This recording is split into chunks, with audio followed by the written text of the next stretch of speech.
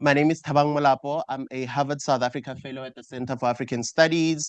I'm also a mid-career Masters in Public Admin candidate 24-25, also a Mason Fellow here at the Kennedy School.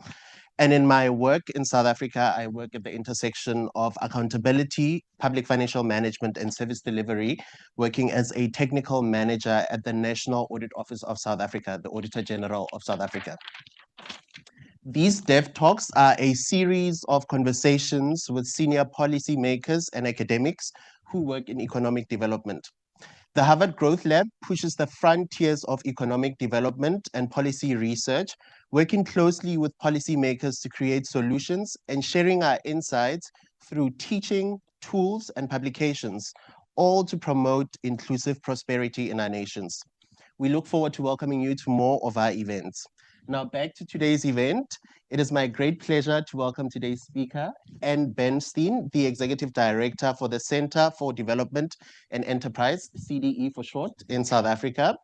For the past year, the CDE, the Center for Development and Enterprise, has been working on a major initiative called Agenda 2024, the priorities for South Africa's new government.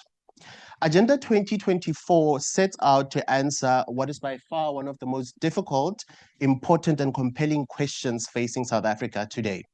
And that is the question of what can the new government of South Africa do to get our country back on track after 15 years of stagnation and decline. Agenda 2024 builds on a project previously undertaken by the Growth Lab and supported, of course, by the CDE between 21 and 2023, titled Growth Through Inclusion in South Africa. In this talk today, Anne will discuss South Africa. She'll discuss the government of national unity that was formed following the May 2024 general elections and whether indeed they can deliver. We will start with a presentation from Anne, and then I will moderate with a few questions, and I'll open up the floor for audience questions. Welcome once again to all of you, and I thank you, Anne, for joining us today. Over to you. Well, thank you very much, Thabang. It's great to be here and with a South African. So, what I'd like to do is not talk for all that long, just provoke you with some of the questions that I'm wrestling with and other South Africans are wrestling with, and then we can have a lot more time for discussion. I'm going to raise four big questions. What is the GNU? What has it achieved? What are the challenges? Can it turn South Africa around? So let's start with the first one. What is the government of national unity? Well, it has 10 or 11 parties, but the most important ones are the ANC at 40% of the election, the voting in 29th of May, and the DA at 21 point something percent. Together, that's a comfortable majority. But these are historic opponents across the aisle in Parliament. But there are a whole range of other parties as well. Now, was there an alternative to the GNU? I just throw it out. I think there was. There was a possibility of just the ANC, the DA, and the IFP, which would have been, the IFP didn't do as well as many people thought they would in the general election, but that would have been a much more manageable coalition, in my view. We have something very different now, which probably suits the ANC. Lots and lots of different parties to confuse issues, and there's a lot to debate about this. But there was an alternative. Let's call it a three-man coalition, three-person coalition. There was another alternative, which was a minority government, that the 40% of the electorate, the ANC was the largest political party in Parliament.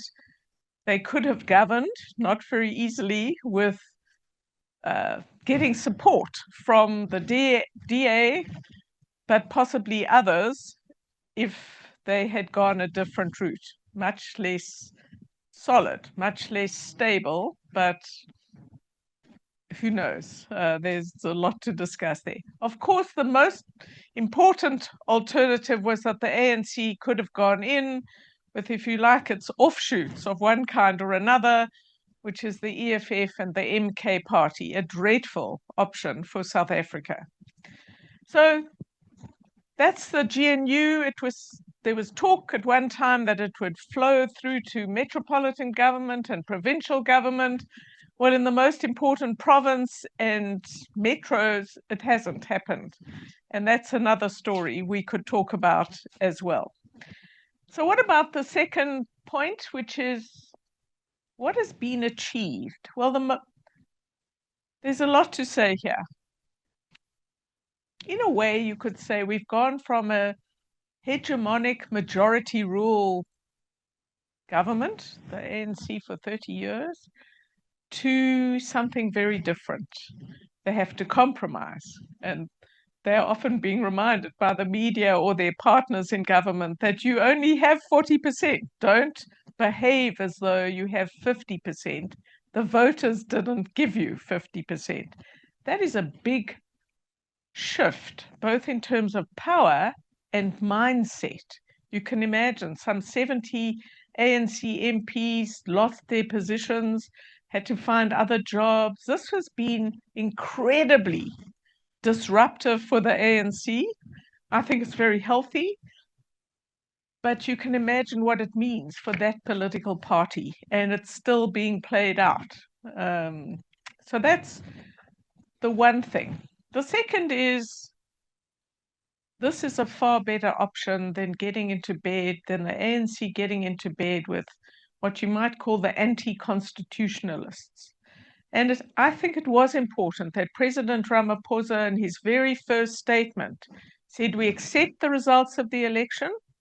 Many white people for a long time said, what will the ANC do when they start to lose votes? Well, he immediately said, we accept the results of the election. We are going to put together a combination of people who are committed to a democratic constitution, the South African constitution, and the rule of law. Very important in theory, but at least as statements of the pillars around which to build a new government. It could have been very different. And there is no doubt there is a battle within the ANC on, was this the right thing to do? You've gone into bed with the enemy, the DA, and there were other alternatives. You've all sorts of debates that are going on, which are important, that make. So one of the questions worthy of thought is, how is the fact of the GNU playing out in different political parties? I'll talk mainly about the ANC and the DA. They're the two big players, if we're honest about this, because without the DA, the ANC doesn't get 50%. So now they might be able to somehow cobble together a bit, but they don't get 50% unless they get into bed with the anti-constitutionalists, let's call it. So how does this play out in the political parties themselves? Very complex. ANC's divided about this. How many people on this side or that side? What is going on in Gauteng, major province for the economy, where it's quite clear that there is a very different approach by the leadership of the ANC in Gauteng. They don't have a government of provincial unity, and they certainly don't seem to even want one. Now, what does all that mean? So a lot of questions to explore. And so that's the second thing. We don't have a much worse government.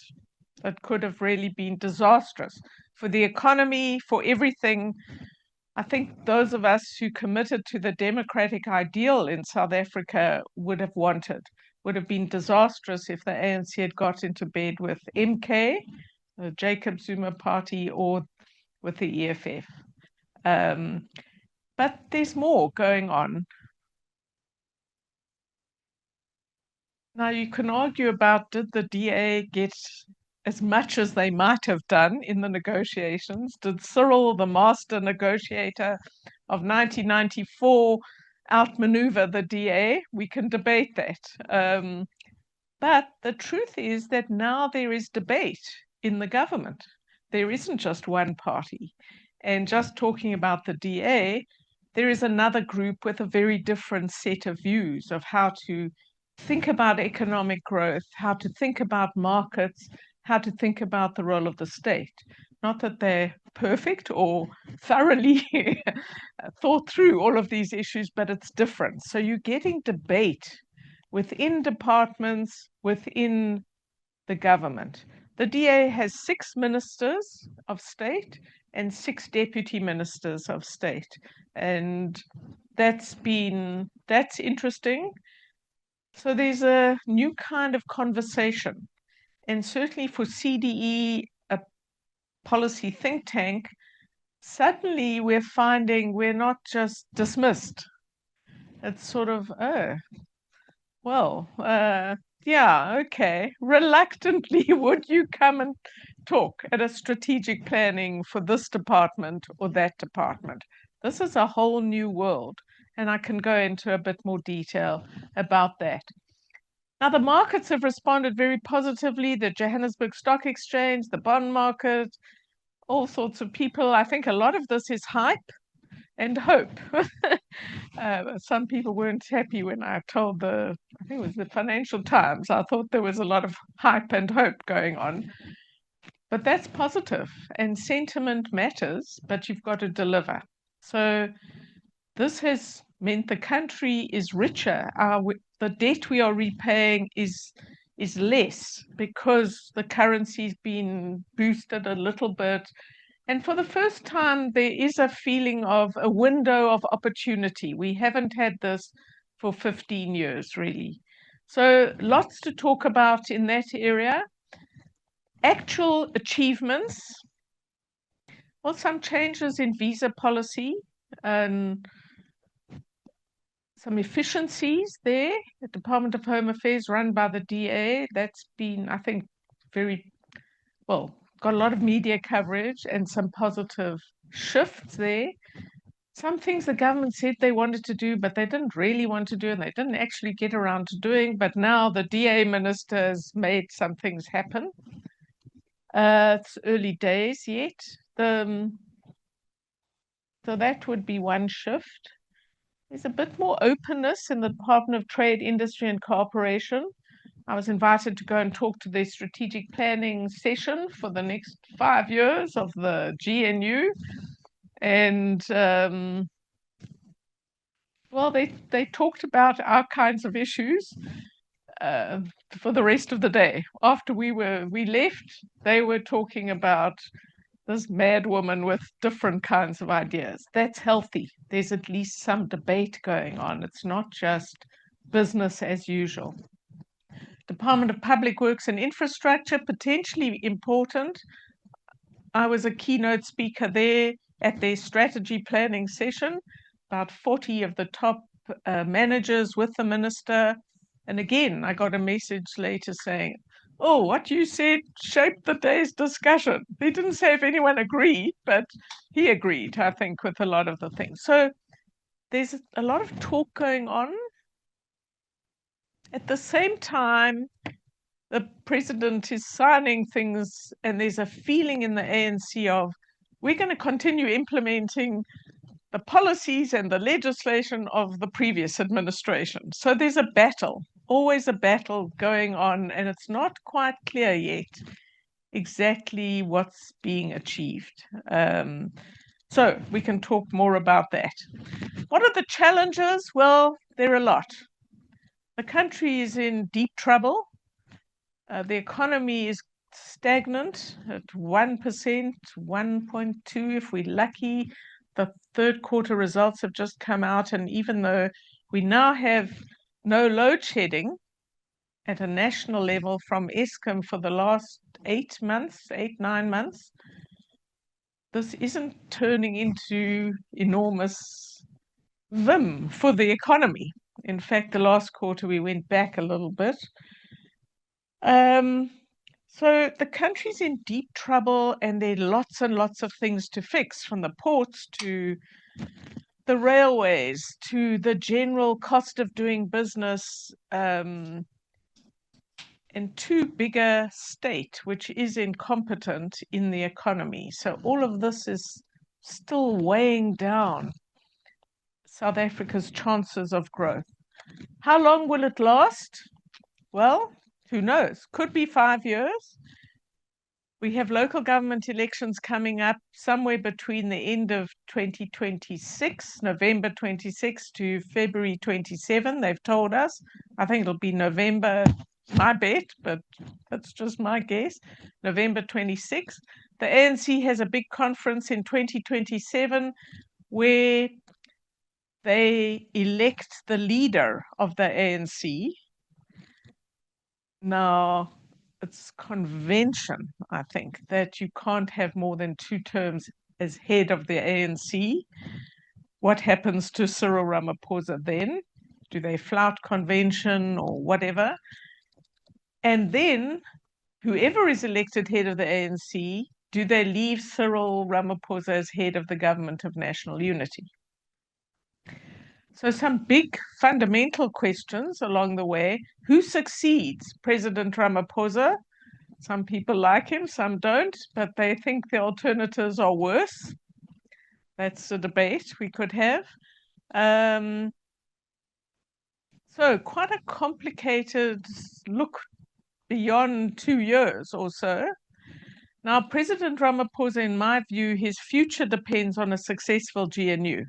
We can debate what success means, but unless you start to improve people's lives, with half the population at least living in poverty, with probably the world's highest unemployment rate, some 12.23 million people, and the workforce, yeah, well, we can go into that. He has to deliver.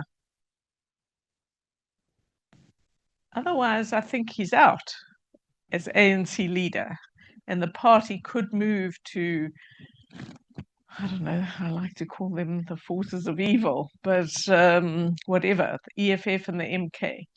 So the stakes are very, very high to deliver.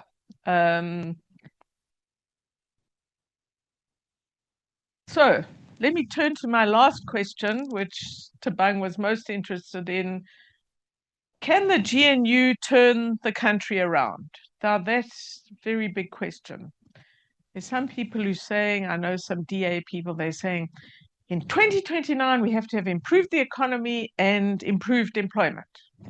You say, great, that's a big ambition. What are we going to do tomorrow? So how do you get there? How do you get there? And that's partly what CD's been thinking a lot about in this project, Agenda 2024, which I'm happy to go into if people want in more detail. So let me end then, seem nearly sort of 20 minutes. I'll end with a conference I went to recently. Former President Kgalema Motlanthe has an annual conference, a weekend in the Drakensberg. And this is kind of the parts of the ANC, if you like, that aren't necessarily members, but supporters closest to, I don't know, where CDE would sit as a sort of market-oriented constitution supporting body. And 2 or 3 of the speakers kept talking about these words, and I didn't fully understand exactly what they meant, and they didn't explain. So I'll leave you with this, which is the GNU a vehicle or a destination? I'll end there. Thank you, Anne. Thank you so much. I think one of the most striking things that you said was around hype and hope. And I'm hoping we can delve in a little bit into what some of your research says about how we move the country forward. And I want to speak a little bit more about the Agenda 2024. So having read the documents which are publicly available, and I encourage everyone to go have a look at on the CDE's website, there are 5 main areas that you believe the new government should focus on. You speak about fixing the state, driving growth and development by freeing up markets and competition. You speak about building a new approach to mass inclusion, tackling the fiscal crisis, and then strengthening the rule of law. I just want to get your initial reflections. These are areas that you said should be focused on in the initial 180 days of cabinet.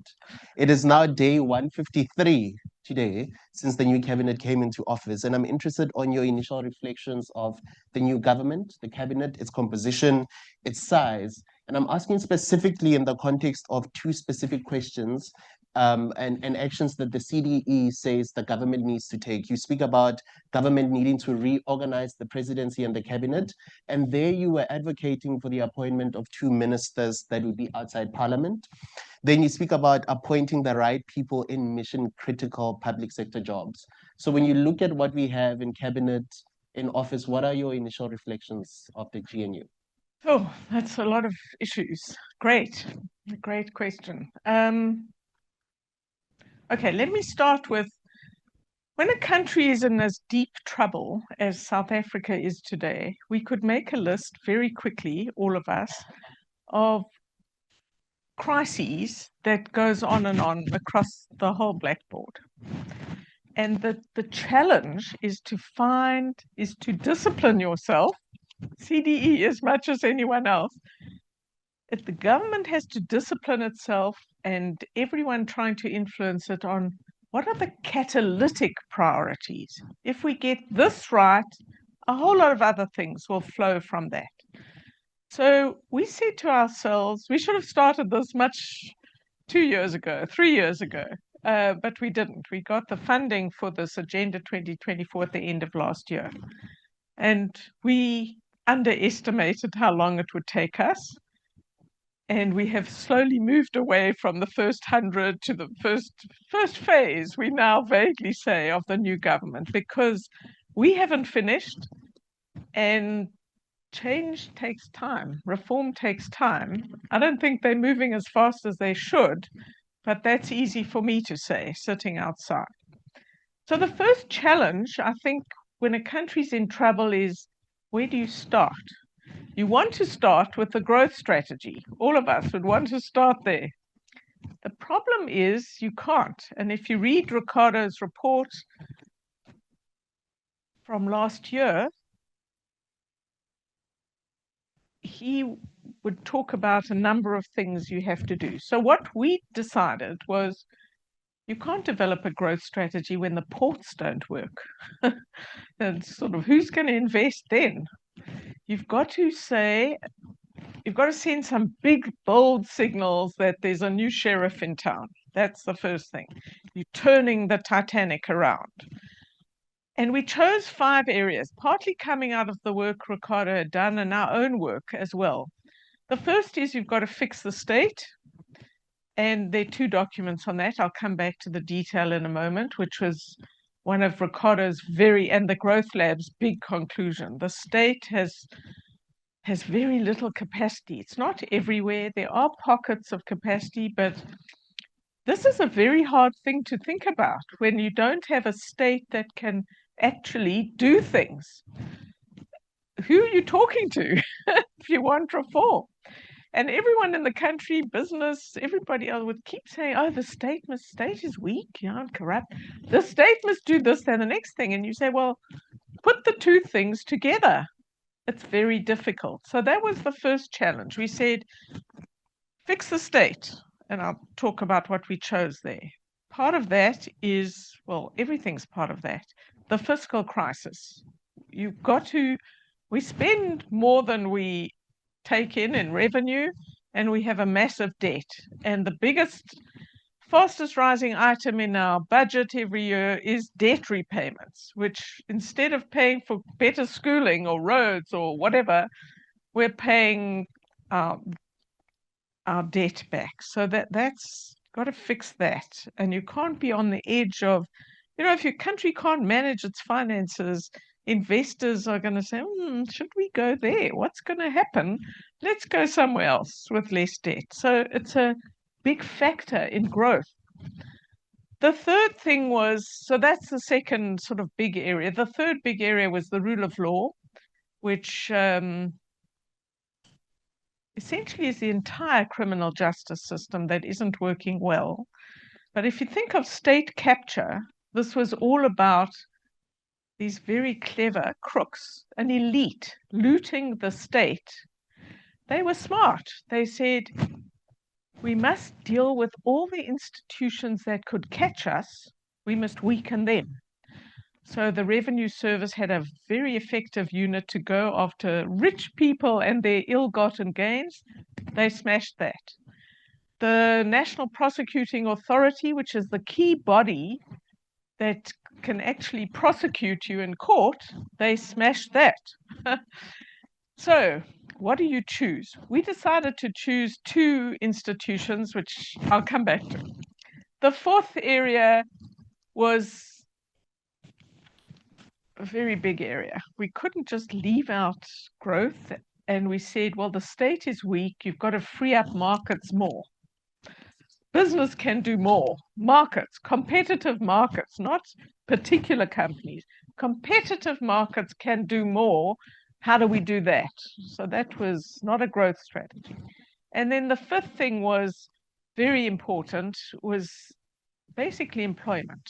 How do we get not 100 or 1,000 or 100,000 more people in jobs, but millions of people into jobs, which is the quickest route out of poverty. So those are our 5 areas that we chose and why.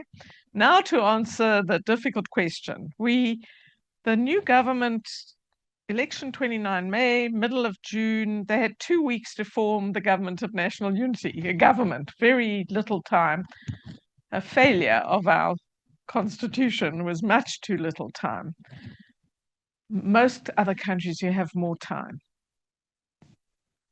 My board, bless them, said, you have to get out 2 documents the minute we've got a new government. And so the week before the new government, we brought out a first document on kind of streamlining the cabinet, I'll talk about, and then 10 days later, one on what we called mission critical jobs. So the first is we lost. The cabinet is very big and it's very expensive. And our first report was, you could cut it, and we're not going to fight on this hill, but we cut it down to 18, and we suggested how to do that, but it could have been other ways, but cut it. It's very hard to imagine. You're trying to be a reformer. To get 30 people to agree is a lot harder than getting a smaller group.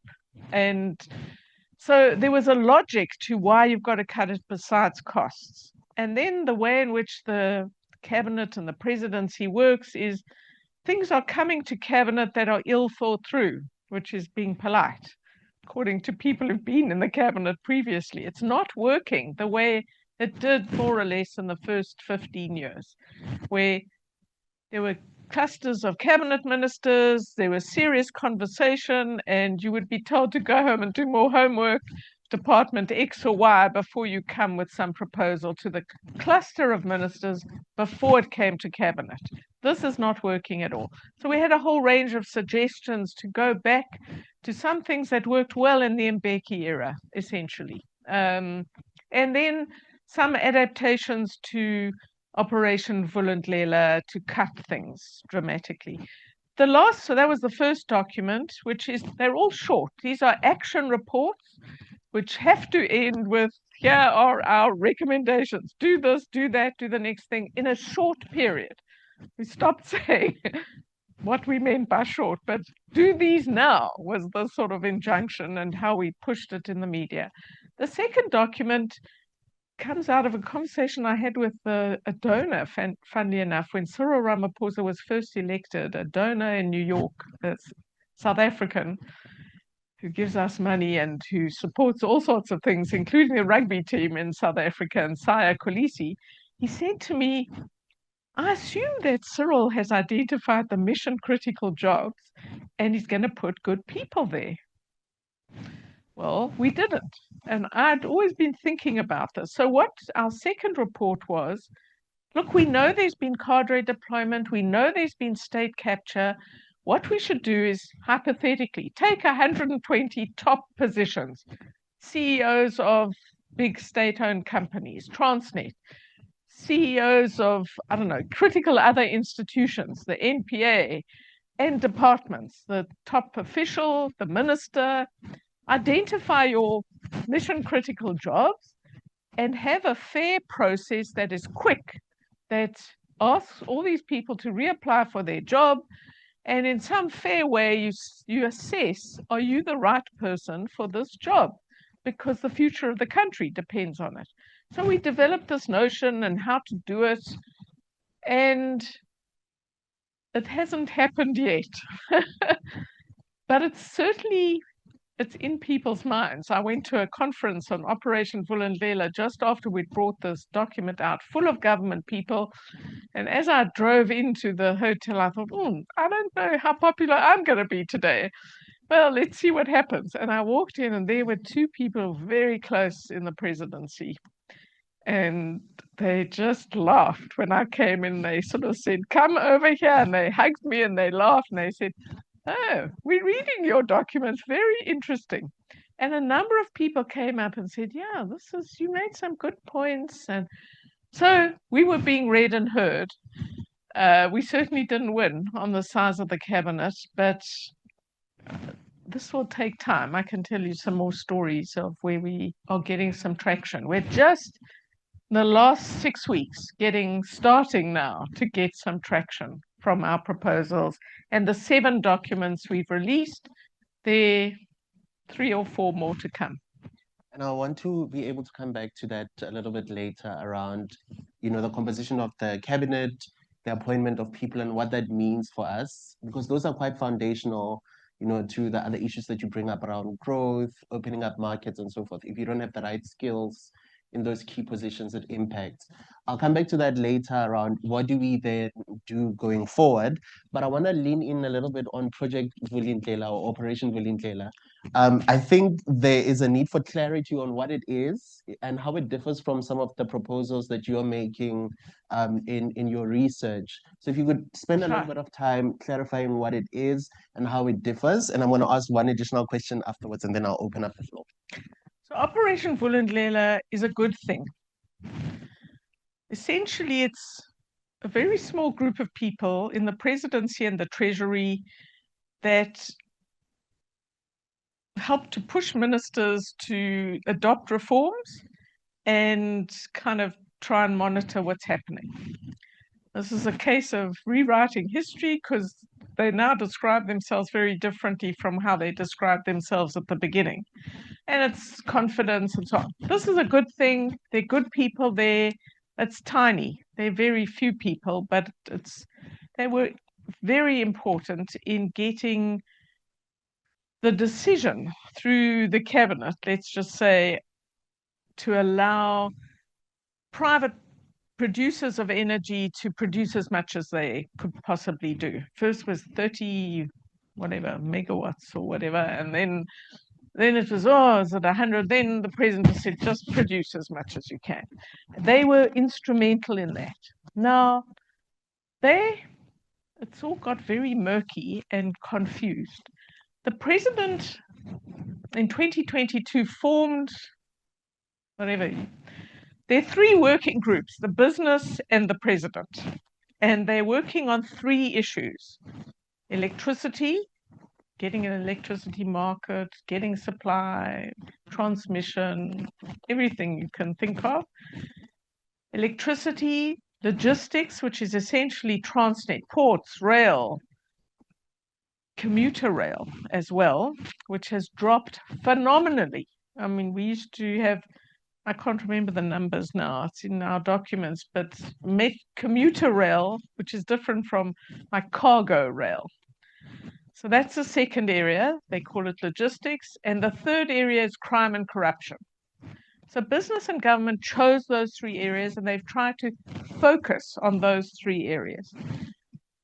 And Operation Vulindlela is intimately involved in, it's not clear, but helping to make this happen. Now, what has happened? Well, yes, we now don't have load shedding, although if you live in Johannesburg, and I imagine other cities, not Cape Town, you get what we now call load sharing. So every now and then, once a week, I don't have electricity in Johannesburg, and it will get worse. So, but the supply is much better, and we don't have load shedding. This is, of course, with a stagnant economy. If it were to get to 3%, what will happen then? And there's a whole lot of questions about electricity.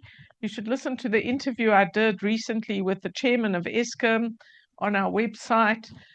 You know, is Eskom a utility in a death spiral? They've lost customers, their prices going up, etc., etc. So lots of questions.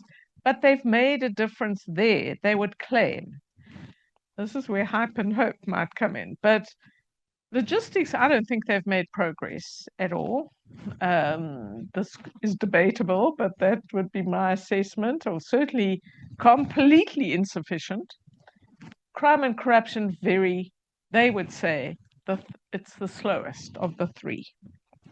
So there's this thing going on, which is one level you could say good, at another level you could say this should be more transparent. I don't know what's going on. I don't like powerful people meeting in closed rooms outside Parliament. Not a question they like to hear, but anyhow, that's just me. And Operation Vulindlela is sort of involved, and Operation Vulindlela is now going much more public debate in government, good idea, bad idea. And they're saying phase 2, they haven't finished phase 1, but phase 2, should we get into local government reform and the urban spatial issue, which we've talked about for a long time in South Africa? Ricardo took the thinking deeper on that, the Growth Lab report, but it's not crystal clear what they're going to do and how effective will Operation Vulindlela be when they start. You know, it's one thing to say we're going to fix that. If you're going to say local government, that's a really big and hard topic. So this is, again, more talk. It's not crystal clear exactly where we are. Okay. So what I'm hearing from you is some of the proposals that the CDE has made tend to be a lot more broader in scope in terms of, you know, helping the government turn around, whereas Project Vulindlela is still finding its feet, but tends to focus on more niche areas like electricity and so forth. I'm very flattered, but no, the comparison is flattering. But what we've tried to do is come with very specific recommendations. Let me give you an example because it's slightly different from what you said. So the recommendations we've made on the state-owned enterprises, an enormous topic, are big, but there are a lot that could be done tomorrow if you were serious. We made recommendations on the National Prosecuting Authority, which has caused quite a lot of controversy.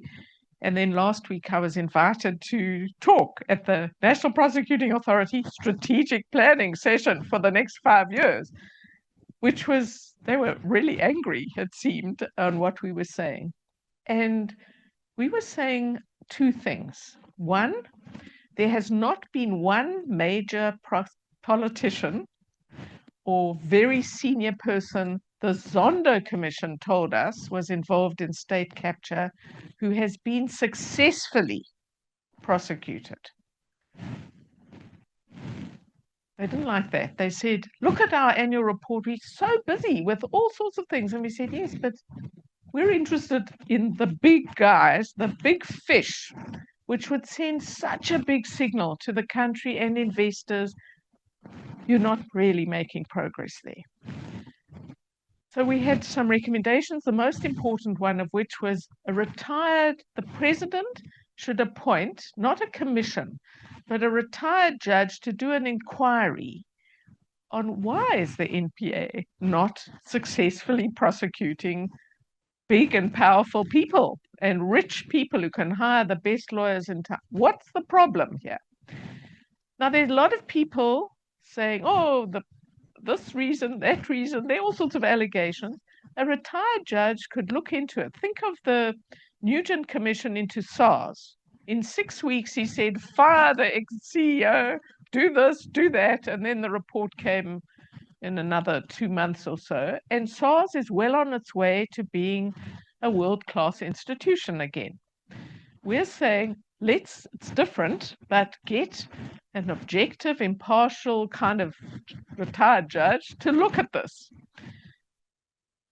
What do you lose by that? So that's one thing. But what became clearer to me was that the NPA is not getting sufficient support from the executive.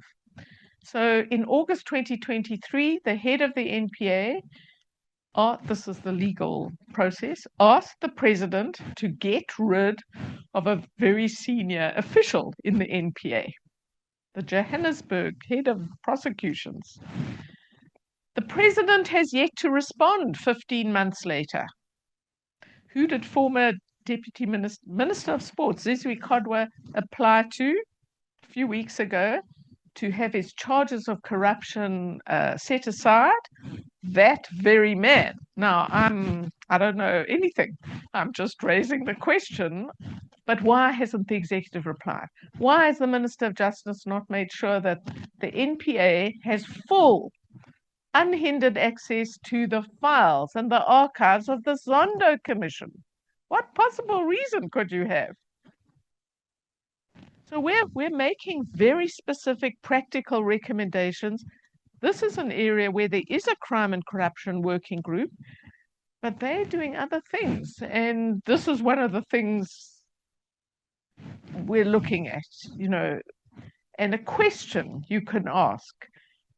With business working with the president and ministers on specific areas of government policy, I like to say they're emergency repairmen, but this is not how you run a country. Are they keeping quiet on certain other issues that are as fundamental? So there's some very big questions here, but I wouldn't talk of Operation Vulindlela and us in the same breath. We're an outside think tank.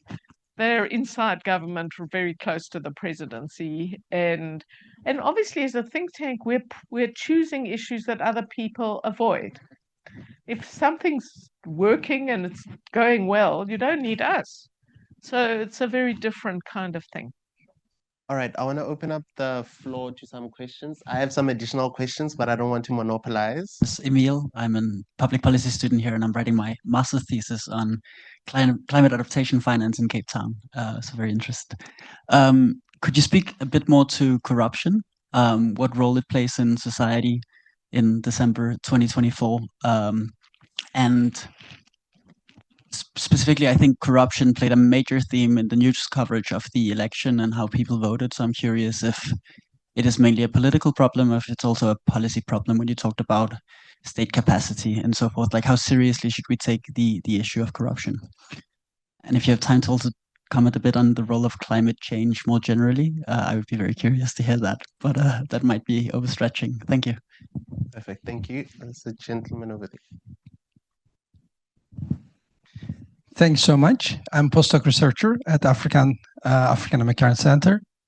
My question is about Jacob Zuma. You didn't touch about too much, but he is a very interesting figure. In fact, maybe he is the second famous after Nelson Mandela in the South African history. And during the latest election, he actually played a key role.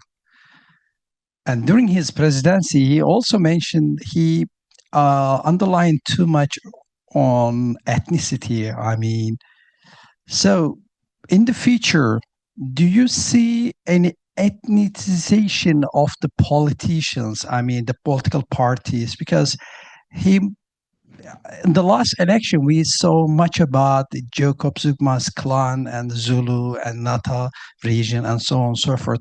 It's actually rather different from the Nelson Mandela's legacy. So it's more ethnic orientation from the party policy. Thank you. Perfect. Do we have another? Oh, yes. Please. Hi, and thank you so much for sharing your insights. So I'm Shreese Dunn. I'm a South African entrepreneur working in the healthcare space, and I'm currently one of the fellows doing an MPH at the Harvard Chan School. So I'm curious around, my question obviously is around your thoughts around healthcare. I'm curious to know what do you feel are the practical steps for this new GNU that we have to approach healthcare reform in terms of increased access, sustainability, all of those things that we should have been seeing in our healthcare systems many, many years ago. Like you said, there's a lot of hope, but there's also a lot of hype. And I'm hoping that some of this hope can really translate into practical steps. I'm curious to hear from you what you believe those might feasibly be. Thank you. Great questions. No free lunch here. So corruption's very serious in a whole lot of ways. So firstly, you're stealing from the poor. I can pay for a whole lot of services myself, the middle class and above. The poor can't. So when you steal public money, you're stealing from the poor in the main. Corruption is going up in South Africa, not down. And that's partly why I feel so strongly about the criminal justice system and, for example, the NPA. And it's at every level of government, local government, provincial, national, and the SOEs. Now, what happens if you don't put the big fish in jail? The risk-reward relationship is the odds are you're not going to get me. So I'll carry on doing what I'm doing. And your brother says, yeah, look at cousin, I don't know, Uncle Jack, Uncle whatever. He drives a nice big car and they've got a big house and nothing happens. And yes, the Zondo Commission fingered them, but nothing's happened. How do you start to turn this around? So it's not just words. The president says, I'm opposed to corruption and whatever. It's too slow. And you've got to, we're saying that the president and the Minister of Justice should not just once, but often stand up and say, we back the NPA. And in a democracy, everybody is subject to the law. However powerful or rich you are, you will go to jail if you steal, commit fraud, whatever. But they don't, and it doesn't happen. So yes, we had the Zondo Commission. Yes, the president spent 2 days there, which is unusual for most countries. Might work well here, but unless some people are sitting in jail, that's why the big question about the NPA is, how come no powerful politician has successfully been prosecuted? So I could go on and on about corruption. Imagine being a civil servant when there's all sorts of talk about your boss, and your boss comes in and says, I want you to do X, Y, and Z. The minute he walks out, you think, who benefits from? You're going to sit under your table and hope nobody ever sees you again because you don't know who's corrupt and who isn't. What agenda are you on? So it's like a cancer eating through the heart of big SOEs and every part of government. And there's a lot that has to be done. So corruption is very serious. Do not underestimate it. And it takes two to tango. You've got to have a corruptee and a corruptor. And just generally it becomes, well, it's okay, you get away with it. And whether it's not paying your traffic fine or bribing the police guy, the traffic policeman, all the way up to what was the president doing with hundreds of millions of dollars in the couch? And how come I can't do that? It's illegal. But there's, no consequence. So it's corrosive of a society and it's bad. And investors are put off. You need a bit of corruption to oil the wheels, I think, in many developing countries. I'm not in favor of it, but that's how it works. But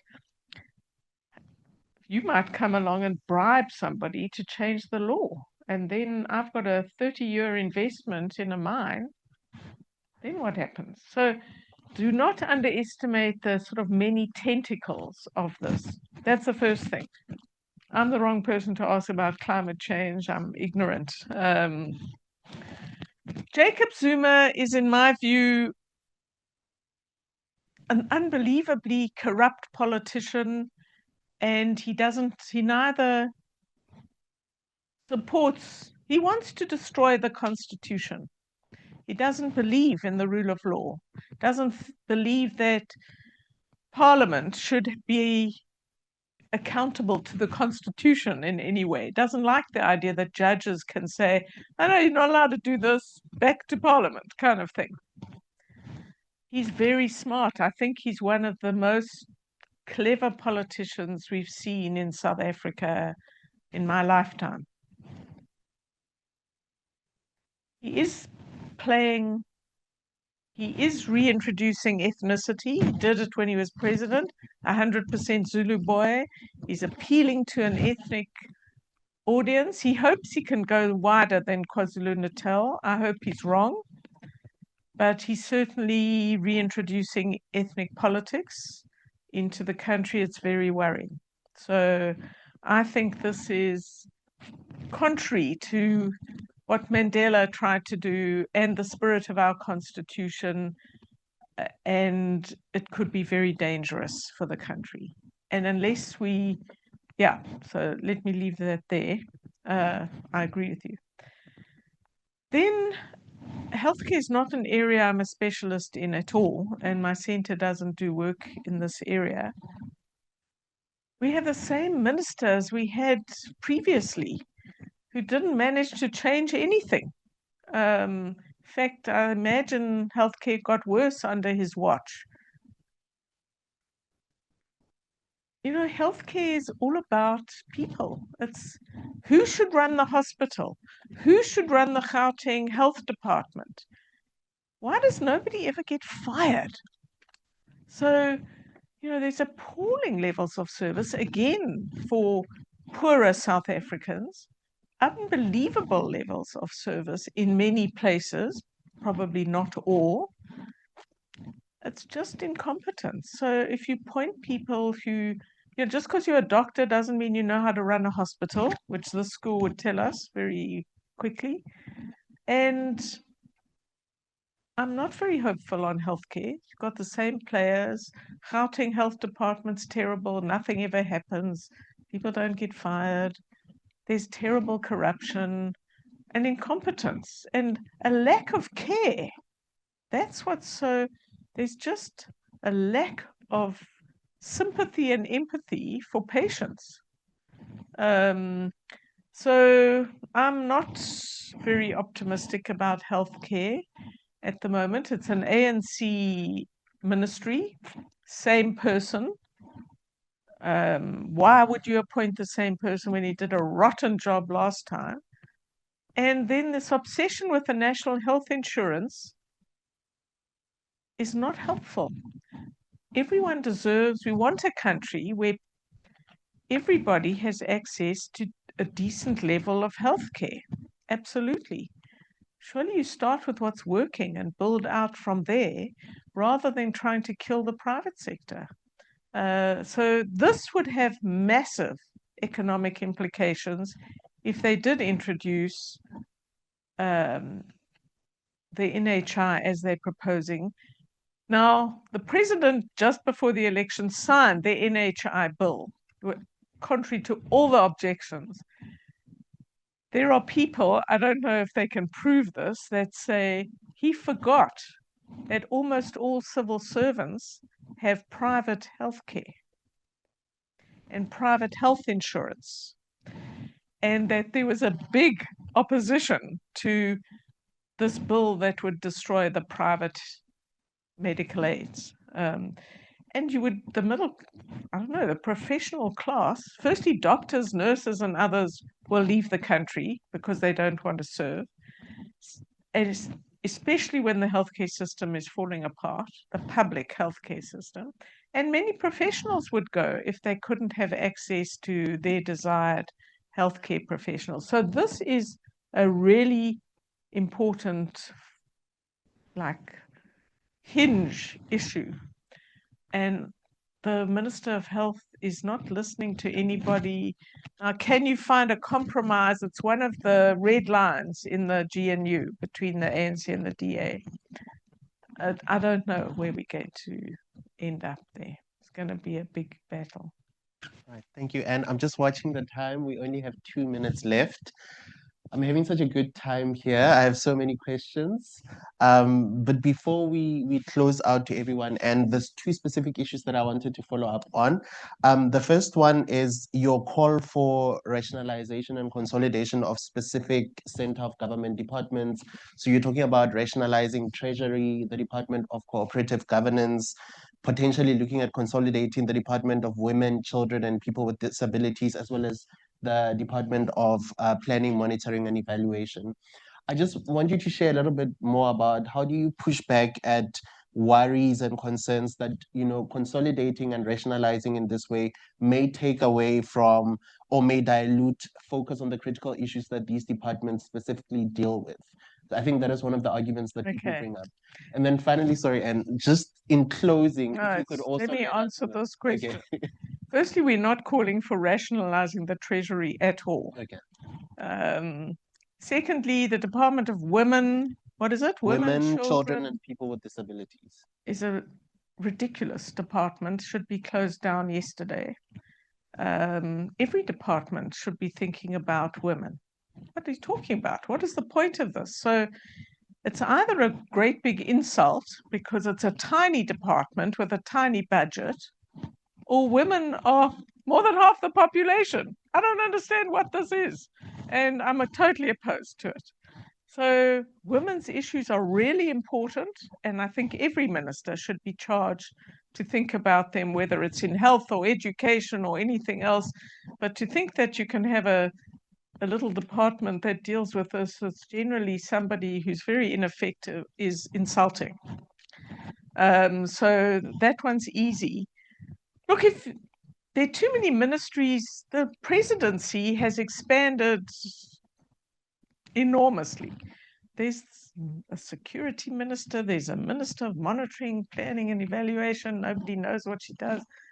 There are all these things. So why don't you think about the function and then how you're going to deal with the function? And there's too much politics and finding somebody a space somewhere that is not rational and is expensive. So that's how we were thinking about all of this. Monitoring, planning, monitoring, and evaluation. We used to have quite a good department. Unfortunately, the minister then died in a car crash, and it's never been much ever since then. I don't know exactly what this department is supposed to do. Does it have its own budget? It's very mysterious, sort of unclear. So that was part of, you know, trying to get the cabinet down to 18. You can cut this cake any way you want.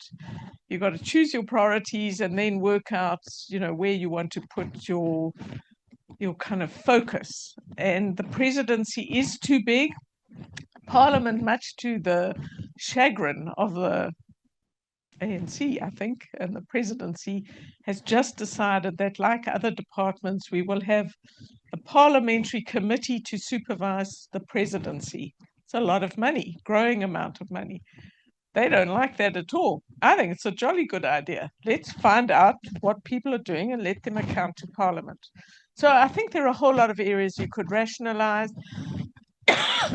And those were just examples, but I'm certainly not calling for the Treasury to be rationalized at all. Much bigger than me. I'm not taking them on.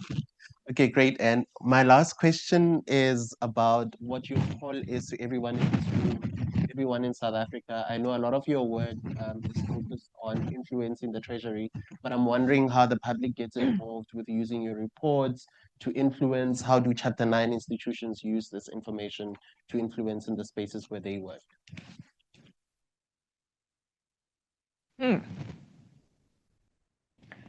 Well, this year we've spent all our time trying to develop our proposals and get them out. And we send our documents to some just under 20,000 South African decision makers. The last 2 months, we're starting to get traction as ministers are having strategy sessions and whatever. We're starting to get invitations, which is fantastic, and an opportunity to be in the room.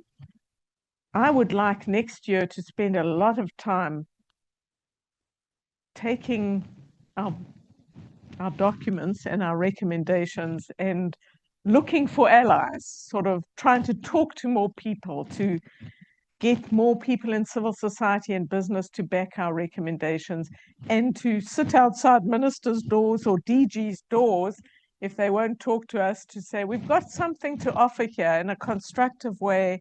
Can we come and talk to you? The same with Parliament. So it is early days.